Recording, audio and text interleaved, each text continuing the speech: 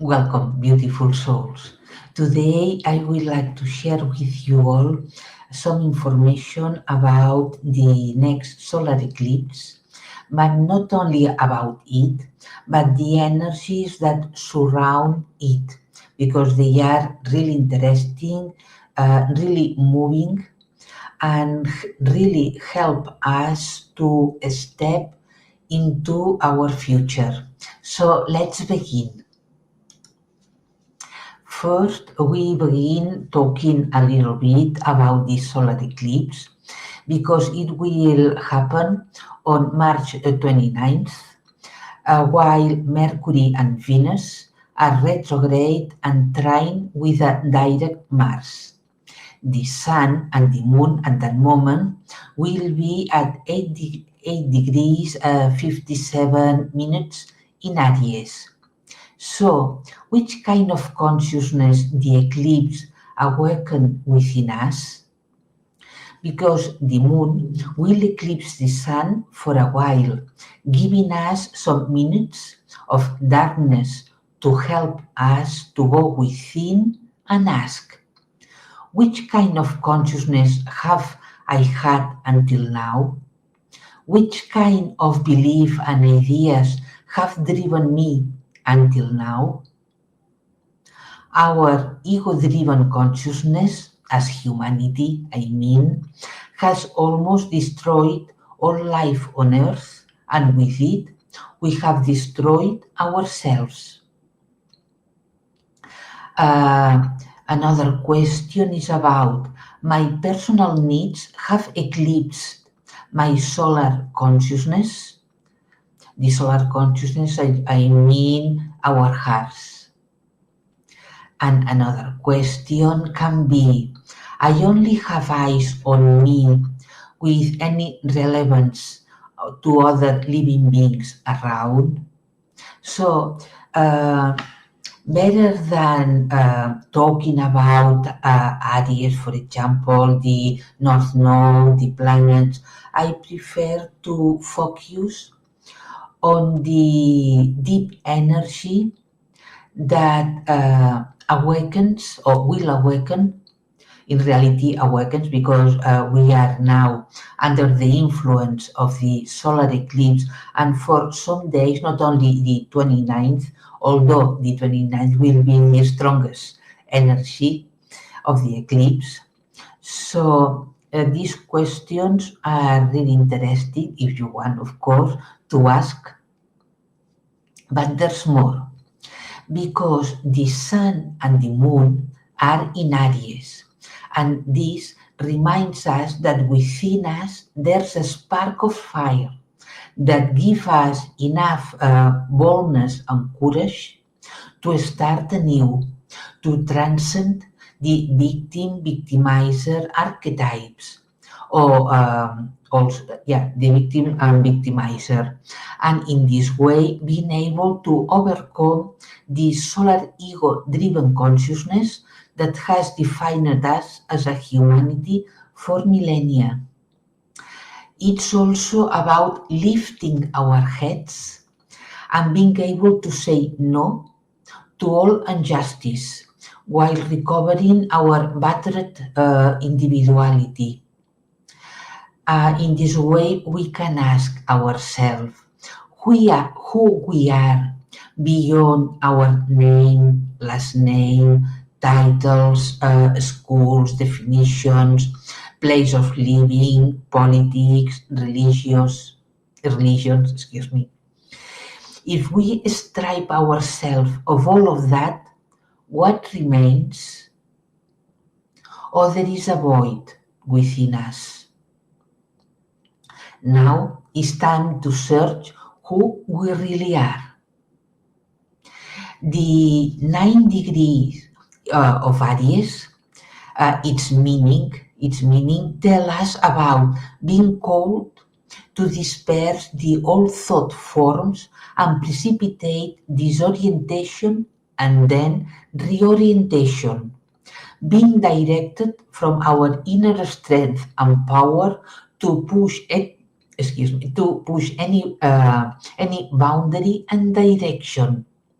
and make impossible for everybody to continue as they were before, because we are bringers of great changes that until now were not allowed to happen, and we are able to disobey the authorities, to challenge them, and begin to build a new world. All of this I will uh, unfold or explain better later. So there's a little bit more, because this eclipse happens 9 days after the spring equinox. So it's about completion, to close a door and open a new one, after the exquisite balance of dark and light, of feminine and masculine energies that the equinox brought to us. Now is when life rebirths and sprouts one more time, giving us hope and faith on the future, the spring, the beginning of the spring. It encourages us to believe that we can create something new and different accordingly to our consciousness of now, because it's a moment of being present, recovering our scattered mind, finding our inner strength, and recover our being. And in this way, giving us the chance to rebirth individually and collectively. But there's more, because this eclipse happens while the sun and the moon are within the influence of the Cetus constellation. So the constellation you have here in this picture, in the screen, is from the 0 degrees Aries, where the star Deneb Kaitos Schemali is placed, and the sun conjuncts it on March 20th, until it spans until the 15 degrees of Taurus, where the star Merkab is the first. The Deneb Kaitos Shamali is the rightest one on your screen. The star Merkab is the leftest on the screen. And the sun conjuncts it, Merkab, on May 6th, although its influence lasts until May 7th. This constellation is named as the cosmic whale and is associated, of course, to the spring equinox, because the first star of the sun conjuncts the first star of this constellation just during the spring equinox. Is like it welcomes us into a new season, but also a new era for all of us. The spring equinox is about the beginning of a new zodiacal year. And here we left behind Pisces, the cosmic waters, but as we enter Aries, we continue the water theme, because now we are in Cetus constellation. There are also other constellations that can influence us during this time. But at this moment, at least at this moment, for me, the most influence is from Cetus. So when the water theme continues, but under the fiery sign of Aries, it means that Aries gives strength and direction to the waters. The essence of the Cetus constellation is about mastering emotions instead of being dragged by them, but also recovering our Akashic records and bring them down to earth in the here and now, while healing and making whole our mind.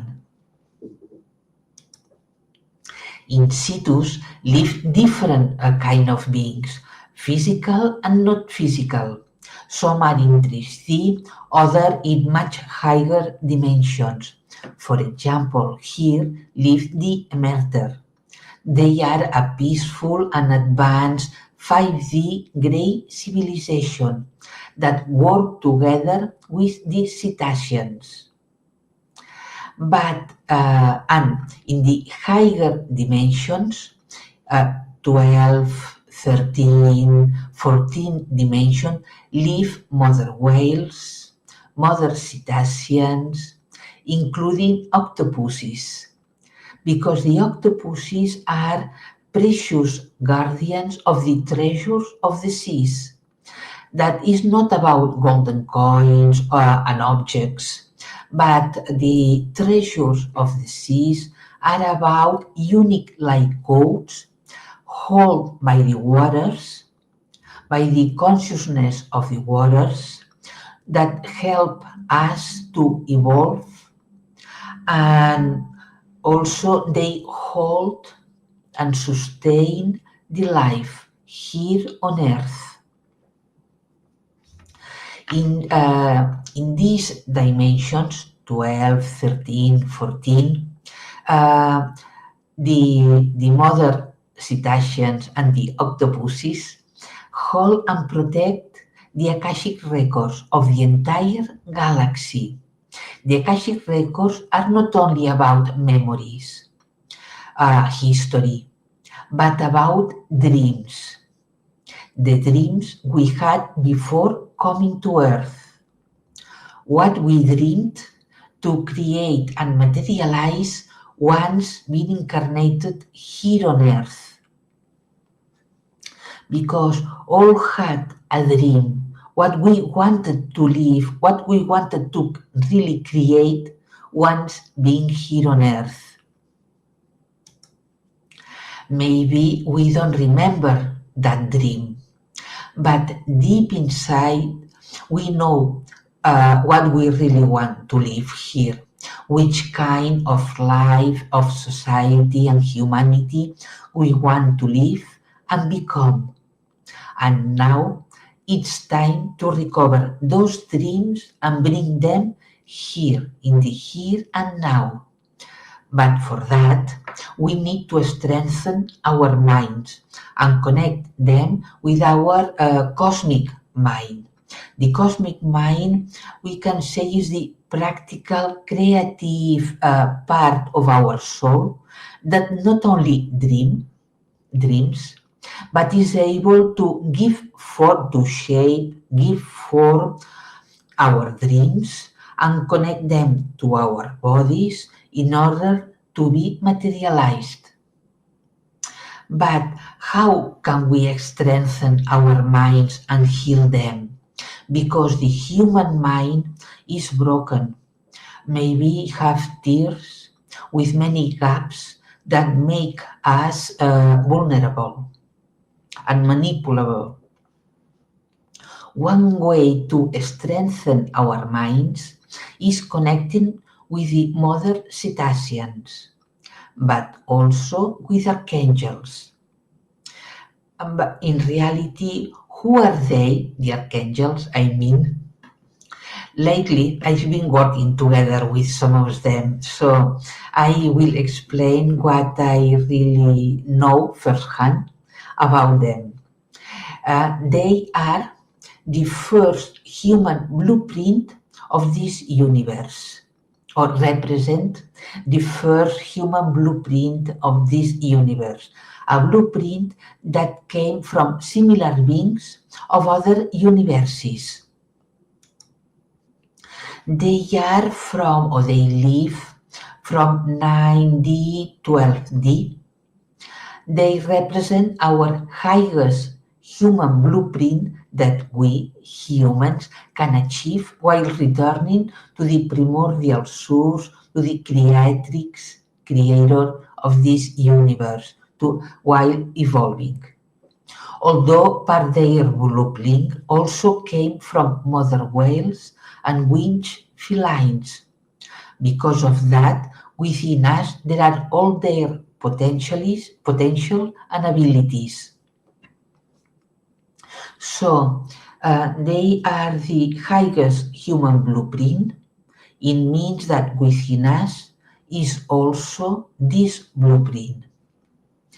Their energy is subtle and don't have specializations or names as we normally call them, because the names in reality are a human invention and a personification that have manipulated their energies, because they are a collective consciousness. They don't have individuality, and they hold within them all their potential, whatever it is, that later they can direct in a way or another for being communication, healing, protection, or whatever needed reason. And we can invoke them without calling them by names. Maybe we need to heal or overcome something physically, emotionally, mentally, for example. And once we invoke them with their energy, they will strengthen the part of ourself that we need to overcome. Or they strengthen, for example, our healing part, our communication part, our ability to protect ourselves, for example, because they don't involve directly into our affairs. And this is very important. So they are not involved directly with our affairs. So when we invoke them, they awaken within us the part of us needed to overcome whatever we need. And they help us to remember who we really are, because we are part of them, and help us to awaken and fire uh, the needed part of us that we are asking to them. Invoking their energy is a way to strengthen our mind and connect it to our cosmic mind. As I said, the cosmic mind is the part of our soul that is with creativity, with the ability to shape and give form to our dreams and connect them with our bodies as a way to be materialized. So, invoking its energy, we strengthen the connection from between our mind and our cosmic mind. And in this way, we begin to fill up the gaps, the tears that are within our minds. There are also non-human archangelic beings. For example, the winged felines and also others are archangelic beings in reality, although non-human, and they work together with mother whales. I see them as very similar energies that can flow from one to another, that can change their and consciousness, we can say, is well and very subtle. And all of that is possible because for some days now there's happening a collapse of temporal realities as I see it. Or we can say a precipitation of time or timelines, It's happening an actualization of time. It's like we are actualizing ourselves, our consciousness, um, from a gap of 300 years, more or less. So, because for some days there is happening a profound movement of time, and it means that until now humans have lived in the past. That because it involves manipulation of timelines through fear, violence. I won't enter about it. But this manipulation of timelines that have kept us into the past, living into the past, were impeding our consciousness to be fully present. So, as a way of saying, we can say that we had our consciousness and presence, or the present being, as an idea, as as a wonderful idea, impossible to materialize. Maybe we had or have dreams of who we are, or we know that we are much more than we are doing right now, that we can do different things, but at the same time we don't know how. Or maybe we think that we are only a beautiful idea, impossible to materialize. Well, it's because of that, because we have lived in the past. And so, in this way, there has been a big gap between who we really are and what we could become in the here and now, in this life. But now the situation is ending, and there is a precipitation, is the way I see it, a precipitation of time actualizing ourselves. And because of that, now we can reclaim, connect, and integrate our true blueprint and bring it to this present. And in this way, be present. And if we are present as much as possible, we can materialize all our dreams. So now I encourage you to, to think about which kind of dreams do you have within your heart, within your soul. Which kind of dreams, what you dream about humanity. And now it's time to bring this dream and dream big, biggest. Bring this dream into the here and now, like bringing it into the here and now, and placing its energy down underneath our feet, down into the earth.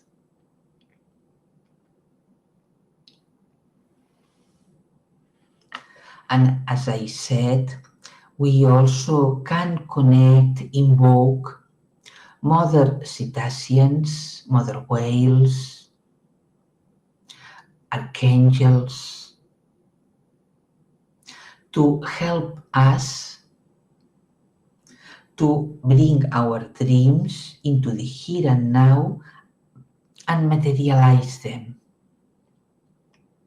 And in this way, recovering our true blueprint, human blueprint, and also heal our minds. Because, as I said before, the Cetus Constellation is also about healing our mind, and so it can be whole, complete again. Have a beautiful day. See you soon.